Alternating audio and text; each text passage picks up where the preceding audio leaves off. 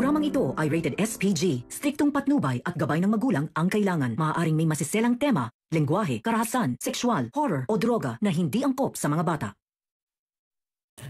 Mabubulok na sa kulungan si Atty. Renan Alon at Patricia Engano. Alamin natin. Welcome back sa aking channel, mga kaganapan sa Lilet Matias. Habang si Lilet ay patuloy na nagsusumikap na mapanagot si Atty. Alon at makuha ang hustisya para kay Atty. Meredith, ang bawat hakbang ay nagiging mas magulo at mas puno ng pagsubok. Ang pakikisalumuha niya sa kanyang kapatid na si Eira, pati na rin ang mga lihim ni Atty. Alon na patuloy na umaabot sa kanyang mga mata, ay nagsisilbing nagpapaalab ng mas matinding galit sa kanyang puso. Ngunit sa kabila ng lahat ng ito, matutuklasan ni Lilet ang isang bagay na magbibigay liwanag sa madilim na bahagi ng kanyang buhay. May mga tao pa ring nakatayo sa kanyang likuran at hindi siya nag-iisa. Habang ang kaso ni Atty. Alon ay patuloy na binibigyan ng pansin sa korte, unti-unting magiging masalimuot ang mga detalye ng kanyang mga krimen. Magugulat si Lilet nang matuklasan niya na si Atty. Meredith, ang kanyang ina, ay may kaugnayan pala sa isang mas matinding iskandalo na nauugnay kay Atty. Alon.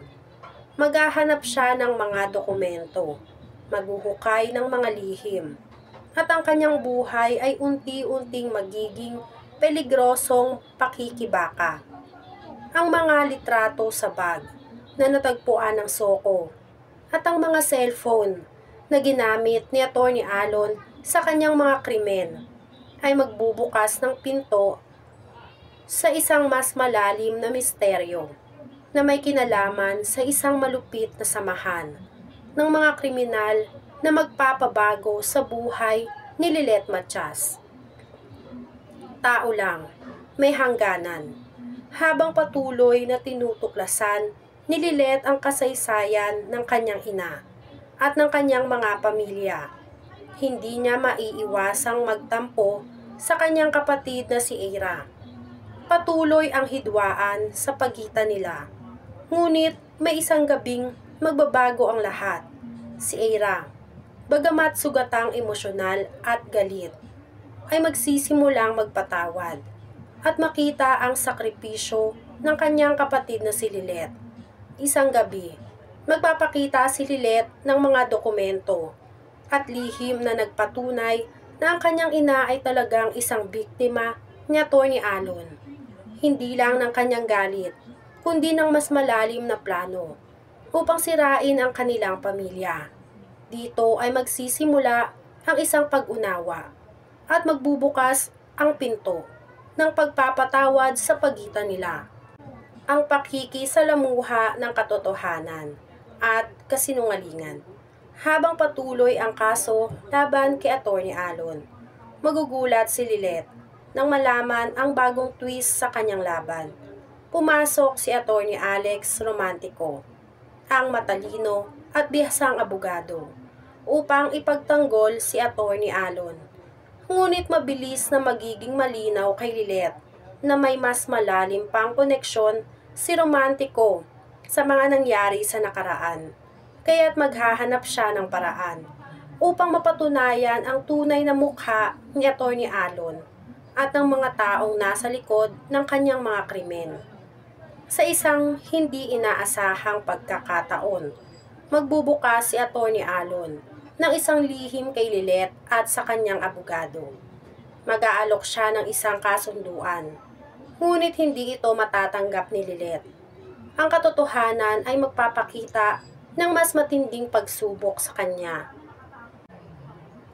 Sa isang hindi inaasahang pagkakataon, muling magsasalubong ang mga landas ni Lilet, Eira at Patricia, habang pinipilit ng mga pulis na padaliin ang kaso laban kay Atty. Alon.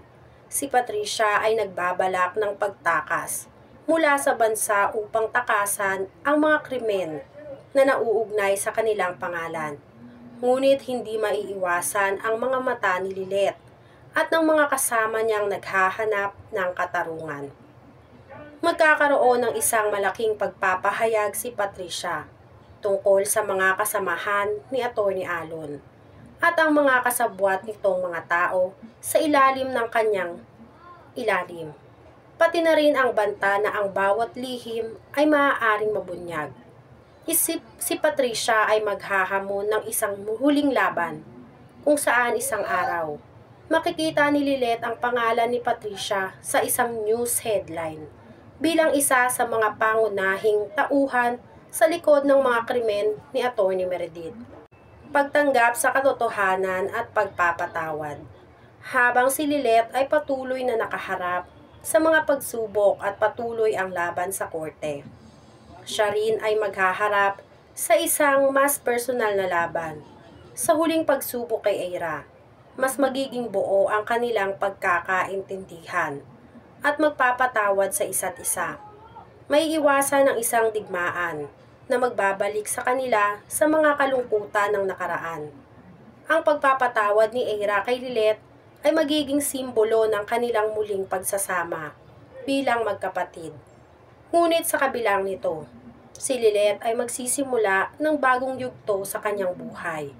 Ang mga kasaysayan ng kanyang pamilya ay hindi na magiging pwedeng itago at ang lihim ay magsisimula ng maibunyag sa harap ng publiko.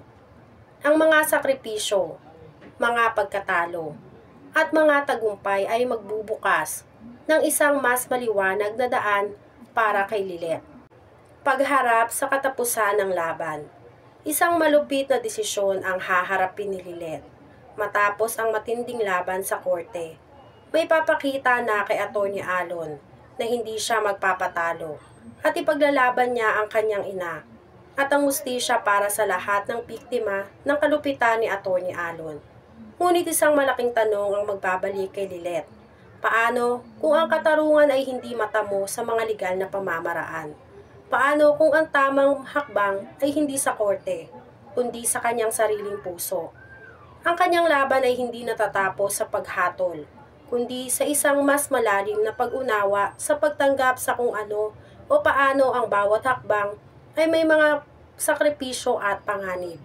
Sa isang emosyonal na pagtatapos, haharapin ni Lilet ang mga katotohanan tungkol sa kanyang pamilya, ang mga kasalanan na naganap, at ang mga sakripisyo na hindi kayang iwasan.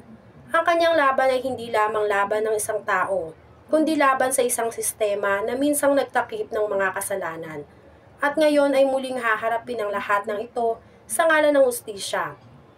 Ngunit sa huli, matututo siyang tanggapin na sa kabila ng lahat ng nangyari, ang pinakamahalaga ay hindi ang pagwawagi, kundi ang pagkakaroon ng kapayapaan sa kanyang puso at pagnanais ng magandang bukas para sa lahat. Yan nga ang mga kaganapan at mga dapat nating abangan dito sa Lilet Matias. Kung gusto nyo para magandang klaseng video ay mag-subscribe at i-like itong video na to. Maraming salamat po.